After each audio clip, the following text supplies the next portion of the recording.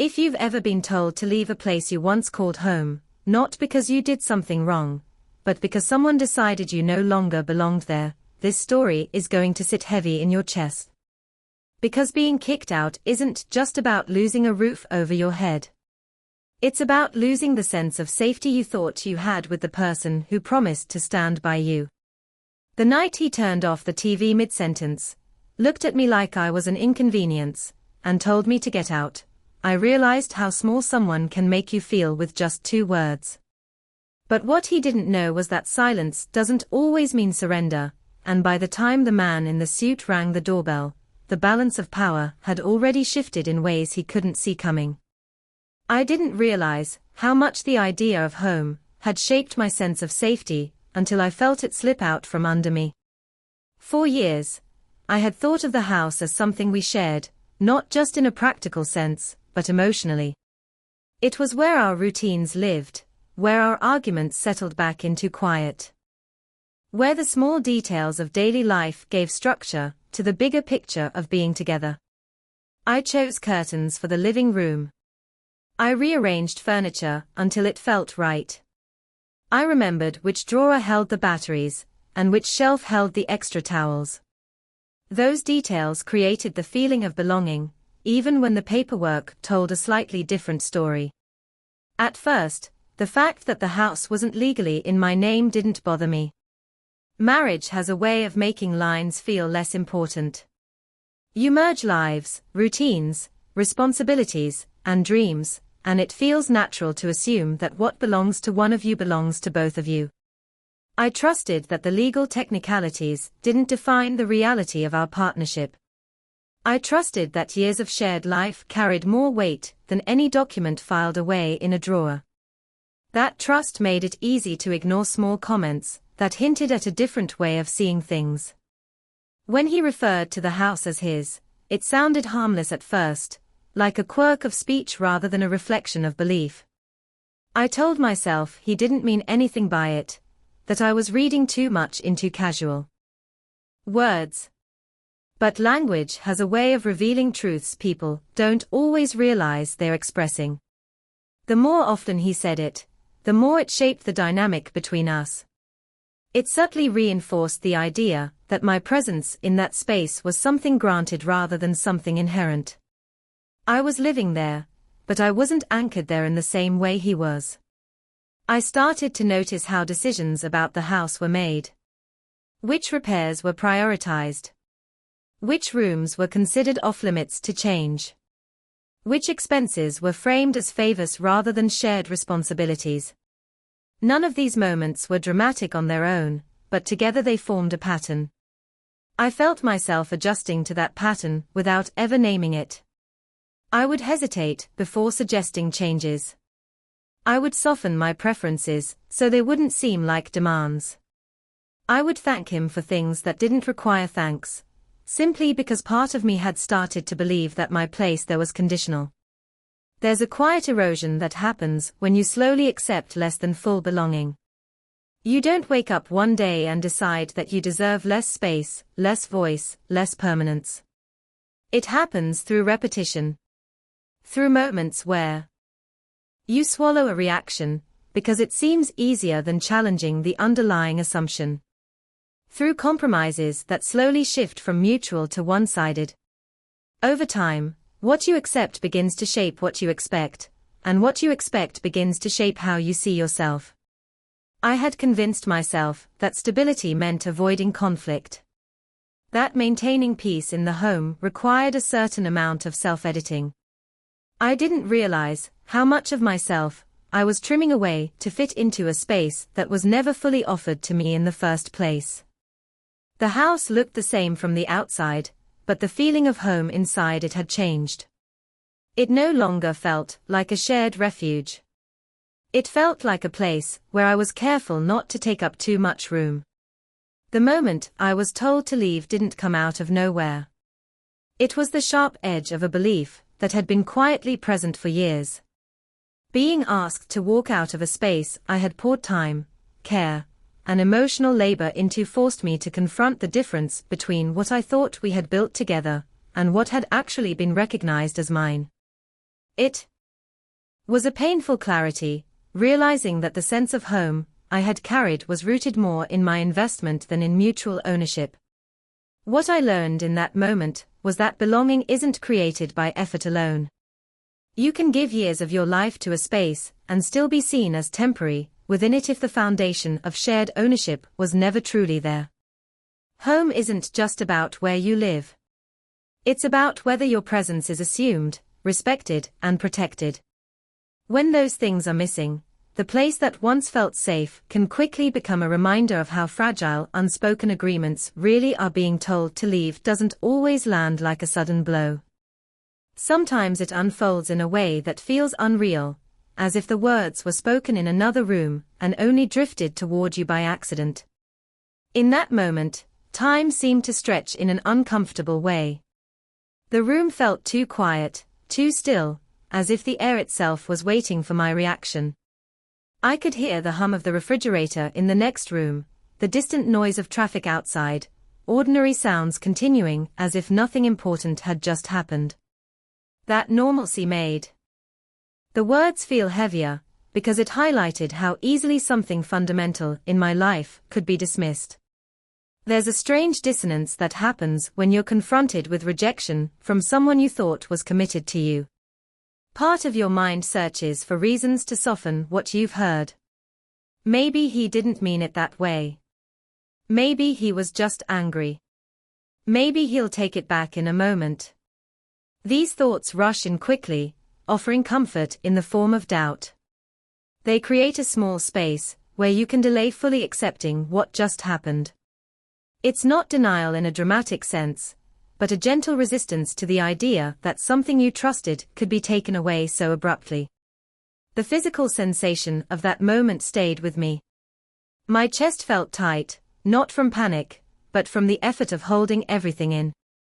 I could feel my heartbeat, steady but heavy, as if each beat carried its own weight of disbelief. I wanted to speak, to defend myself, to remind him of the years we had shared, the ways I had supported him, the life we had built in all the small, unremarkable moments. The words were there, pressing against the back of my throat, waiting for permission to come out. But something stopped me. It wasn't fear exactly. It was an awareness that whatever I said in that moment would be shaped by emotion, not clarity. I had spent so long smoothing things over, finding ways to keep peace, that I recognized the pattern forming even as it happened. The instinct to explain myself, to justify my presence, to prove my worth in a space I had already earned through years of living there. That instinct suddenly felt tired. It felt like a habit that no longer served me. So I chose silence, not as a retreat, but as a pause. Silence can be uncomfortable, especially in the face of confrontation. It leaves you exposed to your own thoughts, to the weight of what's been said. But it also creates room to observe the moment, without immediately reacting to it.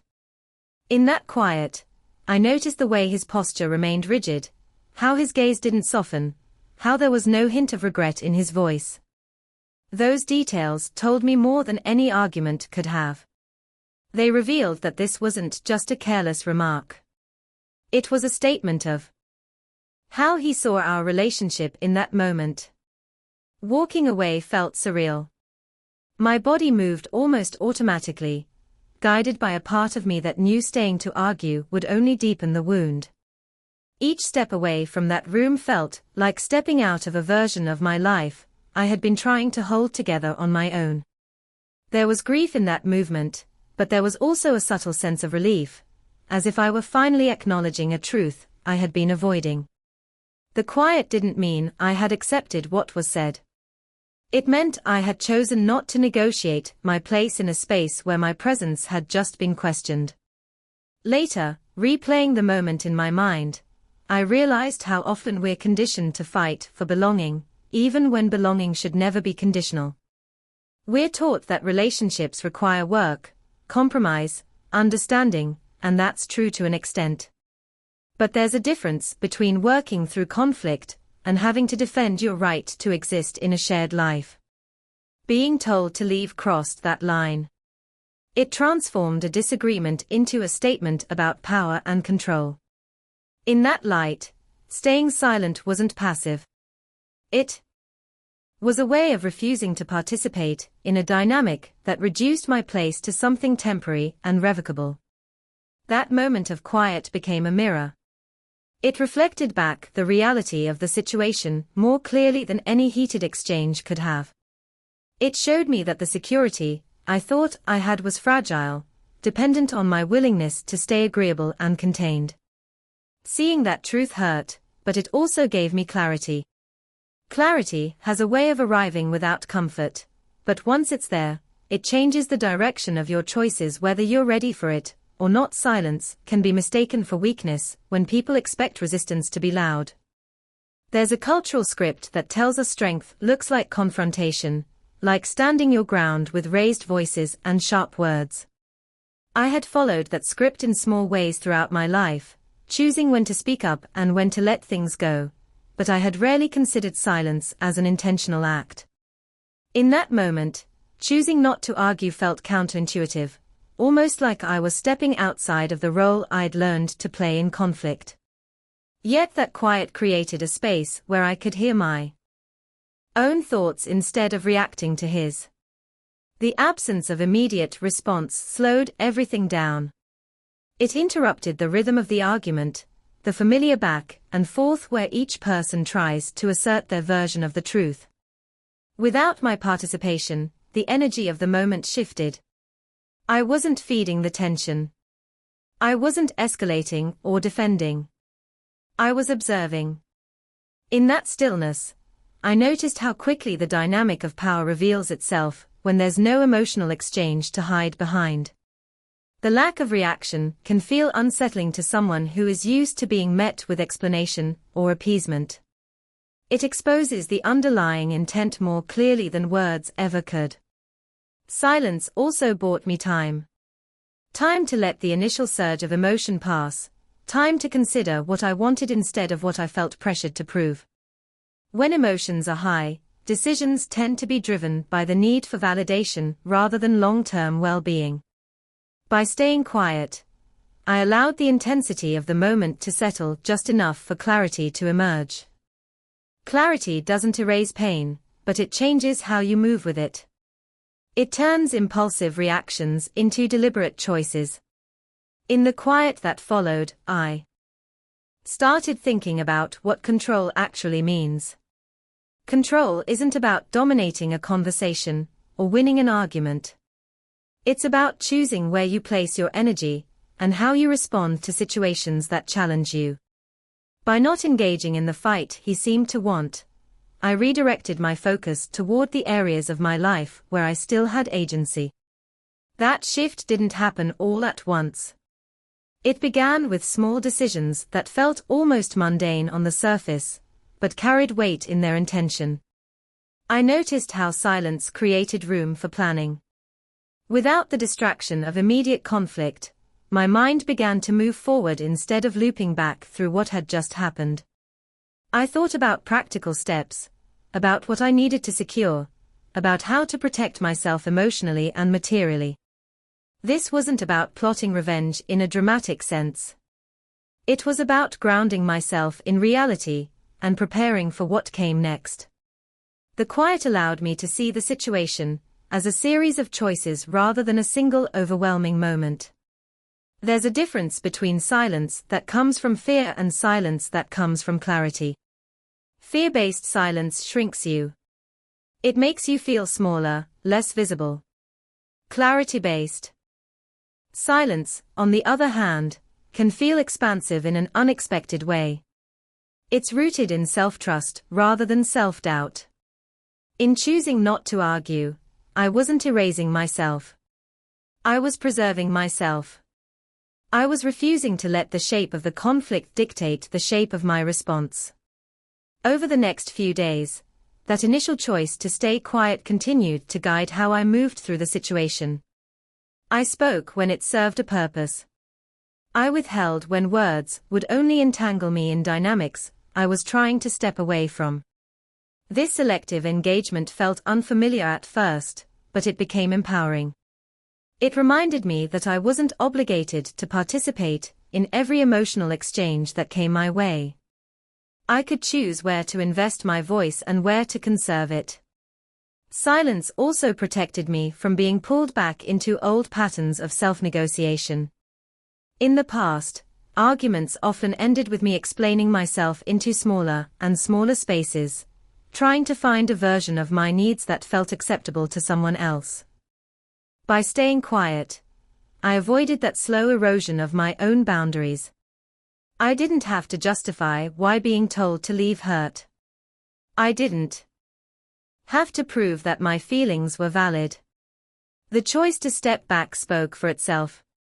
In that sense, silence wasn't the absence of action. It was the first action I took in a different direction. It marked the moment I stopped trying to win a moment and started choosing to protect my future. That shift didn't solve everything overnight, but it set a new trajectory, one where my responses were guided by intention rather than reaction. There's something quietly transformative about taking steps to secure your own independence without announcing them to the world. It doesn't come with the immediate validation that public declarations do. No one applauds you for opening a new account, gathering documents, or making phone calls that feel intimidating simply because they represent a shift away from what you've known. But those small, private actions carry a kind of power that builds with each decision you make. They remind you that even when your circumstances feel unstable, your ability to shape what comes next is still intact. For a long time, I had associated change with conflict. Big shifts in life always seem to come with arguments, explanations, and emotional fallout.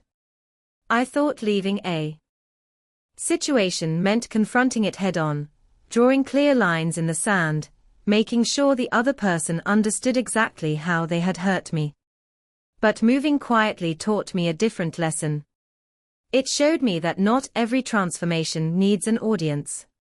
Sometimes, the most meaningful changes happen in the background, where you can focus on your own stability without being pulled into someone else's reactions. Each practical step I took felt like laying down a brick in a foundation I had neglected to build for myself. Opening a separate bank account wasn't just about money. It was about reclaiming a sense of autonomy I hadn't realized I'd surrendered. Gathering important documents wasn't just administrative. It was an act of preparing for a future where I would be responsible for my own security. Even researching short-term housing options carried emotional weight. It forced me to imagine myself in a different space, living a different version of my life, one where my presence in a home wasn't dependent on someone else's approval. There was fear in those moments. Fear of making the wrong choice, fear of what would happen if I failed, fear of stepping into uncertainty. But fear didn't stop me. It simply walked alongside me as I took each step. I learned that courage doesn't require the absence of fear. It requires movement in spite of it. Quiet preparation created a buffer between me and the chaos of the situation I was leaving. It allowed me to build a sense of readiness so that when the time came to act more openly, I wasn't scrambling to catch up with circumstances that had already moved ahead of me. Moving behind the scenes also protected me from being pulled back into familiar dynamics. When change is announced too early, it can invite persuasion, promises, and emotional appeals that blur your resolve. People are often most convincing when they feel their control slipping. By keeping my plans to myself, I preserved the clarity I had found. I didn't have to defend my intentions or justify my choices before I was ready to stand firmly in them. The quiet gave me space to solidify my decisions without outside interference. There's a misconception that taking steps quietly means you're being deceptive or manipulative.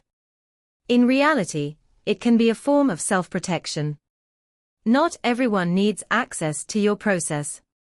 Not every transition needs to be negotiated with the people who have benefited from the status quo. Sometimes, Privacy is what allows you to move forward without being weighed down by the expectations and reactions of others. This kind of discretion isn't about secrecy for the sake of control. It's about creating a safe container for your own growth. As I worked through these preparations, I noticed a subtle shift in how I saw myself. I began to feel less like someone waiting for permission, and more like someone taking responsibility for her own life. That shift didn't come from a single dramatic moment. It emerged from the accumulation of small choices that reinforced my sense of agency. Each completed task, no matter how mundane it seemed, added to a growing confidence that I could navigate change without falling apart. Quiet preparation also changed the way I viewed timing. Instead of reacting to each new development as it came, I started thinking in terms of readiness. I wasn't rushing to make everything happen at once. I was allowing myself to build a stable footing before stepping fully into the next phase of my life. This approach didn't make the transition painless, but it made it more grounded. It gave me the space to move from survival mode into intentional action, to replace the urgency of escape with the steadiness of planning the moment consequences arrive has a way of cutting through illusion. For a long time, it's easy for someone to believe that their words don't carry weight, that the way they treat another person will simply fade into the background of daily life without leaving a mark. When patterns go unchallenged, they begin to feel permanent, almost invisible in their impact. Disrespect can settle into a relationship quietly, normalized by routine and familiarity, until it no longer registers as something out of place. When the shift finally happens, it often feels sudden to the person who benefited from the old dynamic. From their perspective, nothing changed overnight. They may see the consequences as coming out of nowhere, even though they've been building toward that moment through countless small choices. This disconnect can create confusion and resistance. The person facing consequences may focus on the immediate discomfort rather than the long path that led there. It's easier to be shocked by the result than to examine the behavior that made it inevitable. There's a powerful clarity in watching actions meet their natural outcome. It doesn't require shouting or vindication. The reality of the situation speaks for itself. The moment of realization may come with defensiveness, denial, or attempts to reverse what's been set in motion, but the presence of consequences changes the emotional landscape. What was once abstract becomes concrete. The idea that words and behaviors have real-world effects is no longer theoretical.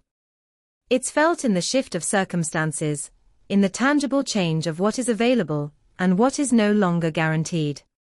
For the person who has been disrespected, allowing consequences to stand can feel uncomfortable, especially if they've been conditioned to smooth things over.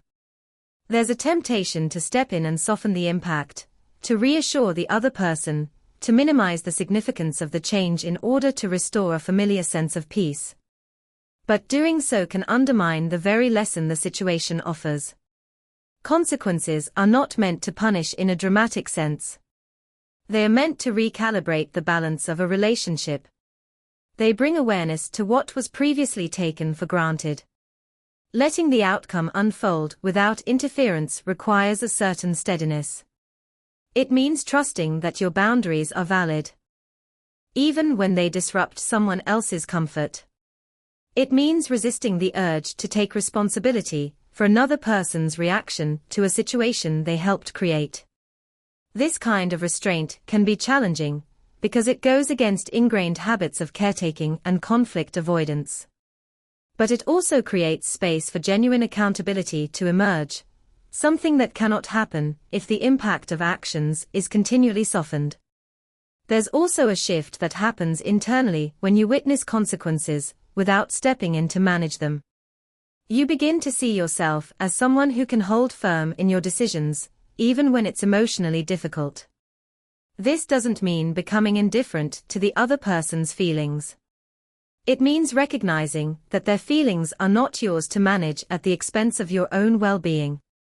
Holding this distinction strengthens your sense of self-respect.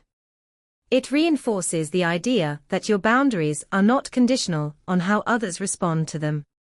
Consequences also have a way of clarifying relationships. When patterns of disrespect are no longer cushioned by endless patience, the true dynamics come into focus. Some relationships shift and grow as accountability takes root. Others reveal that they were sustained primarily by imbalance. Either outcome brings information. It shows you what is possible within that connection when expectations change. This clarity can be painful, but it's also freeing. It removes the uncertainty that comes from constantly guessing where you stand. In allowing consequences to do their work, you're not just responding to a single incident. You're redefining what you will and will not accept moving forward. That redefinition becomes part of how you carry yourself into future interactions, setting a tone that doesn't require constant enforcement. Over time, this approach can reshape the way others relate to you, not because they fear consequences, but because the presence of boundaries signals that respect is not optional.